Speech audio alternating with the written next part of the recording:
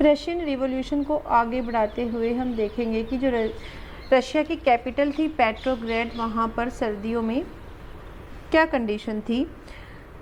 तो वहाँ पर एक नदी थी जिसका नाम नेवा रिवर था। उसके राइट साइड में वर्कर्स और जितनी भी फैक्ट्रीज थी वो थी, और लेफ़्ट साइड में फैशनेबल लोग रहते थे, और विंटर पैलेस भी यहीं था, और जो ऑफिशियल बिल्डिंग थी वो भी यहीं पर थी, और जो जहाँ ड्यूमा की मीटिंग होती थी वो एरिया भी लेफ़्ट साइड ही था। 1917 की यानी कि 1917 की फरवरी का टाइम था, और रशिया में बहुत ज़्यादा ठंड पड़ रही थी और वहाँ पर बहुत भारी बर्फ़ भी हो रही थी, जिसकी वजह से फूड की क्या हो गई थी, शॉर्टेज हो गई थी। और दूसरा 22 फ़ेब को गवर्नमेंट ने क्या किया, राइट साइड एक फैक्ट्री को बंद करवा दिया, उस पर तालाबंदी करवा दी।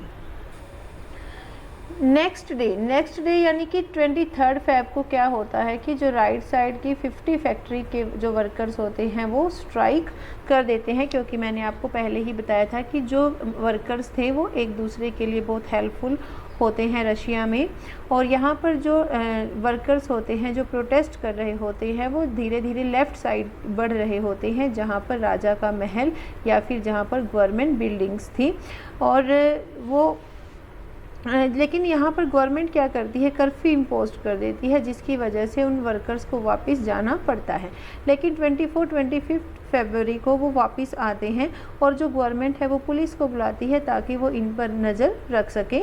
और 25 फ़ेब को ड्यूमा को सस्पेंड कर दिया जाता है, जिसकी वजह से जो पॉलिटिशियन होते हैं ड्यूमा के वो वॉइस रेज़ करते हैं, वो राजा के ख़िलाफ़ बोलते हैं, और वो पुलिस हेडक्वार्टर होता है वहाँ पर अटैक करना शुरू कर देते हैं। तो जो गवर्नमेंट होती है वो ट्राई करती है कि सिचुएशन को हैंडल किया जाए किसी तरीके से, और वो सोल्जर्स को बुलाती है और सोल्जर्स को ऑर्डर देती है कि इन लोगों पर, जो भी ये प्रोटेस्टर हैं उन पर फायर कर दीजिए। लेकिन यहाँ पर उल्टा होता है, जो सोल्जर होते हैं वो रिफ्यूज़ कर देते हैं गोली चलाने से वर्कर्स पर।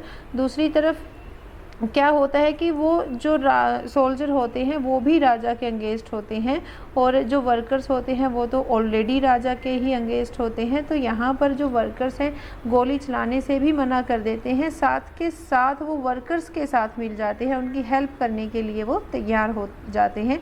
तो यहाँ पर जो वो सोल्जर्स होते हैं और प्लस वर्कर्स होते हैं वो एक नई काउंसिल बनाते हैं, जिसको पेट्रोग्रेड सोवियत के नाम से जाना जाता है। अगले दिन मिलिट्री ऑफिसर्स राजा के पास जाते हैं और उसको एडवाइस करते हैं कि आप रिज़ाइन दे दीजिए, क्योंकि अब तो उसके पास सोल्जर भी नहीं थे। तो राजा जो होता है वो उनके एडवाइस को एक्सेप्ट कर लेता है, और फाइनली क्या होता है 2 मार्च 1970 को जो राजा जार होता है वो रिज़ाइन कर देता है। तो राजा जब रिज़ाइन कर देता है उसके बाद जो सोल्जर और वर्कर्स की जो यूनियन होती है पेट्रोग्रेड सोवियत जिसको नाम दिया गया था, और प्लस ड्यूमा, ये दोनों मिलकर एक नई सरकार बनाते हैं जिसको प्रोविजनल गवर्नमेंट कहा जाता है। अब जो देश का एडमिनिस्ट्रेशन वर्क होगा वो कौन चलाएगी, प्रोविजनल गवर्नमेंट चलाएगी। 1917 अप्रैल 1917 में क्या होता है, बोल्शेविक लीडर व्लादिमीर लेनिन की एंट्री होती है, और जो व्लादिमीर लेनिन होता है वो सरकार से 3 डिमांड रखता है। वो 3 डिमांड कौन सी होती हैं, declare that war be brought to be a close, यानी कि वो चाहता है कि सरकार अब जो युद्ध हो रहा है ये इसमें रशिया पार्टिसिपेट ना करे, इसको बंद कर दे, और जो लैंड है वो ट्रांसफ़र कर दे फार्मर्स को, और जो बैंक है उनको नेशनलाइज्ड कर दिया जाए। तो लेनिन की इन 3 मांगों को अप्रैल थीसिस के नाम से भी जाना जाता है, क्योंकि ये जो 3 डिमांड थी ये अप्रैल के मंथ में रखी गई थी, और ये कितनी डिमांड थी, 3, तो इनको लेनिन की अप्रैल थीसिस के नाम से भी जाना जाता है।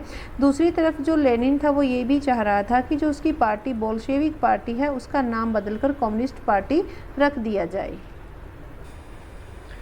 जो लेनिन था उसको ये फील हो रहा था कि जो प्रोविजनल गवर्नमेंट है वो कहीं ना कहीं वर्कर्स के लिए कभी ना कभी कोई प्रॉब्लम जरूर खड़ा करेगी। तो उसको ऐसा फील क्यों हो रहा था, क्योंकि जो प्रोविजनल गवर्नमेंट थी उसमें बड़े बड़े लैंडलॉर्ड्स थे, बिजनेसमैन थे या आर्मी ऑफिसर्स थे, या कह लीजिए कि वहाँ पर सारे जो रिच पीपल थे, पैसे वाले लोग थे वो थे। तो ये लोग हमेशा किसके अंगेंस्ट रहते थे, वर्कर, और वर्कर इनके अंगेंस्ट रहते थे। तो यहाँ पर जो वर्कर मूवमेंट था वो धीरे धीरे फैलता गया, वर्कर्स कमेटी बनने लगी, लगी, ट्रेड यूनियंस बनने लगी, सोल्जर्स की कमेटी बनने लगी, तो प्रोविजनल गवर्नमेंट ने देखा कि उसकी पावर जो है वो धीरे धीरे कम हो रही है और जो बोल्शेविक हैं यानी कि जो लेनिन की पार्टी है बोल्शेविक, उसका जो प्रभाव है वो लोगों पर बहुत ज़्यादा बढ़ रहा है। तो जो प्रोविजनल गवर्नमेंट है वो उससे लोग नफ़रत करना शुरू कर देते हैं, क्योंकि जो प्रोविजनल गवर्नमेंट होती है वो जो प्रोटेस्टर्स होते हैं उनको मारना या फिर उनको जेल में डालना शुरू कर देती है। जो भी कोई प्रोविजनल गवर्नमेंट के अगेंस्ट बोलता है उसको वो जेल में डाल देती है, जिसकी वजह से लोग प्रोविजनल गवर्नमेंट से नफ़रत करना शुरू कर देते हैं। और यहाँ पर जो प्रोविजनल गवर्नमेंट होती है और जो बोल्शेविक पार्टी होती है उसके बीच में टेंशन क्रिएट होती है, यानी कि उसके उन दोनों के बीच में झगड़ा शुरू हो जाता है। तो यहाँ पर जो लेनिन होता है वो गवर्नमेंट के अगेंस्ट आवाज़ उठाने को डिसाइड करता है, डिसीजन लेता है। और जो सपोर्टर ऑफ बोल्शेविक होते हैं और जो पेट्रोग्रेड सोवियत होती है वो भी लेनिन की बात मान लेते हैं। जो सोल्जर और वर्कर्स होते हैं उनसे मिलकर जो पेट्रोग्रेड सोवियत बना होता है, यानी कि जो लेनिन और लेनिन के जो सपोर्टर थे और पेट्रोग्रेड सोवियत के जो भी मेंबर्स थे वो तीनों मिलकर एक कमेटी बनाते हैं जिसको मिलिट्री रिवोल्यूशनरी कमेटी के नाम से जाना जाता है। और इसका जो लीडर होता है वो लियोन ट्रोट्स्की होता है। और ये सभी मिलकर गवर्नमेंट जो प्रोविजनल गवर्नमेंट होती है उसके अगेंस्ट लड़ने के लिए तैयार होते हैं। तो जो प्रोटेस्ट किस दिन शुरू होगा, तो जो लेनिन होता है वो इस डेट को सीक्रेट रखता है, वो किसी को भी बताता नहीं है। फाइनली 24 अक्टूबर को बोल्शेविक क्या करते हैं, रिवोल्ट शुरू कर देते हैं। और जो प्राइम मिनिस्टर जो होता है केरेंस्की, वो अपनी जो सेना होती है उसको वो ऑर्डर दे देता है। और यहाँ पर जो मिलिट्री मैन होते हैं, जो ट्रूप्स होती है, वो क्या करती हैं, बोल्शेविक न्यूज़पेपर की 2 बिल्डिंग्स को सील कर देती हैं। अब जो बोल्शेविक होते हैं वो भी बड़े तेज़ निकलते हैं और वो क्या करते हैं, जो गवर्नमेंट मिनिस्टर्स होते हैं और ऑफिसर जो होते हैं उनको वो अरेस्ट कर लेते हैं। यहाँ पर क्या होता है कि जो बोल्शेविक क्या होते हैं वो इस लड़ाई में जीत जाते हैं, यानी कि प्रोविजनल गवर्नमेंट की हार होती है और बोल्शेविक यहाँ पर जीत जाते हैं। और जो लेनिन होता है उसको यहाँ पर पूरी पावर मिल जाती है। तो पूरी पावर मिलने के बाद लेनिन क्या करता है कि जो बैंक्स होते हैं उनको नेशनलाइज्ड कर दिया जाता है, इंडस्ट्रीज़ को नेशनलाइज्ड कर दिया जाता है, और जो लैंड होती है उसको सोशल प्रॉपर्टी डिक्लेयर कर दिया जाता है। और जो किसान होते हैं उनको अलाउ कर दिया जाता है कि वो नोबल जो पर्सन है, नोबिलिटी जो है, उनसे लैंड को छीन लें। और यहाँ पर जो आर्मी और ऑफिशियल जो होते हैं उनके लिए नई जो यूनिफॉर्म होती है उसको डिज़ाइन कर दिया जाता है। और जो बोल्शेविक पार्टी है उसका नाम बदलकर रशियन कम्युनिस्ट पार्टी कर दिया जाता है। यानी कि ये वो इफ़ेक्ट हैं जब लेनिन को पूरी पावर मिल जाती है।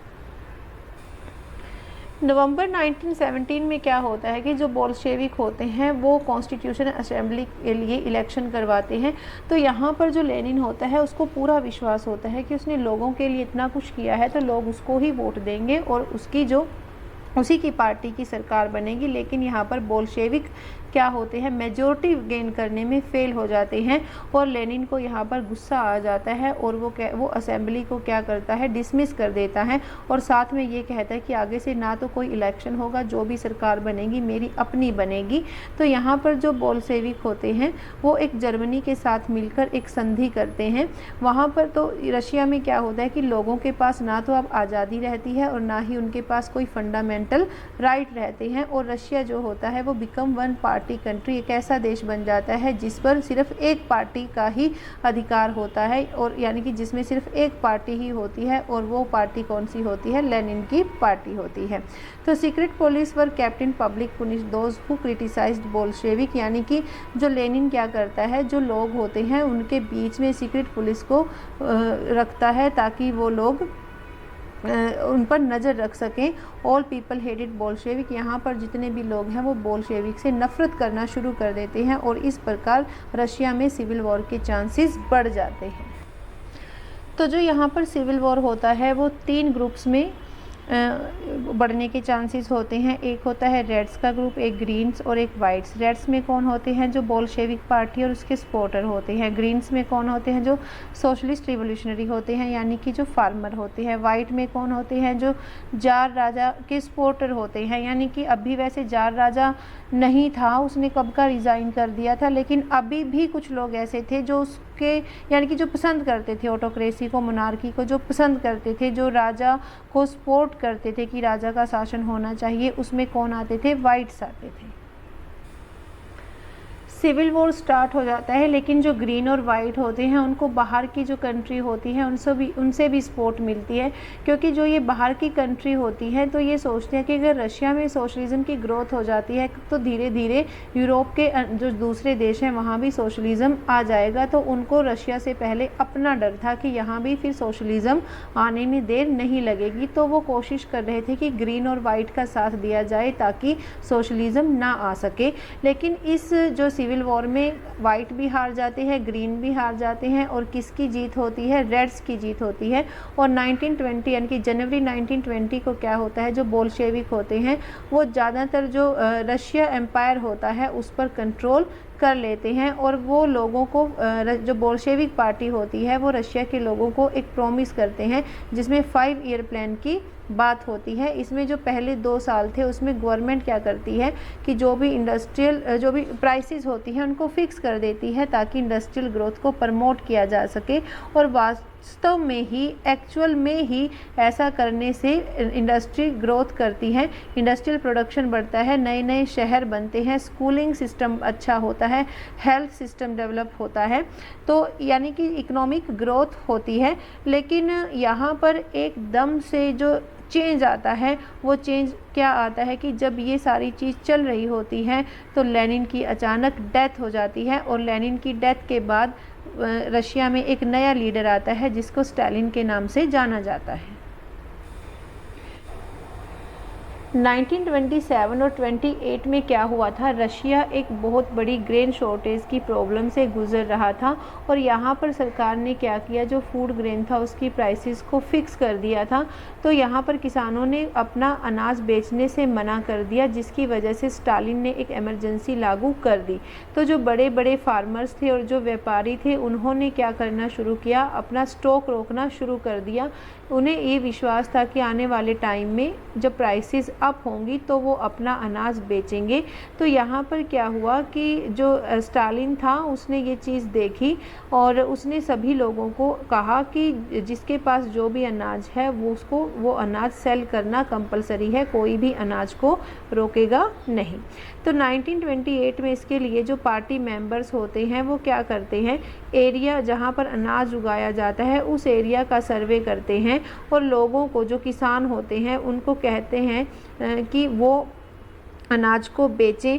और वहाँ पर जो बड़े रिच फार्मर होते हैं जिनके पास खूब सारा पैसा और लैंड होती है उनको कुलक कहा जाता है और उन पर रेड डाली जाती है कि ऐसा करने के लिए ताकि वो अपना अनाज बेच सकें।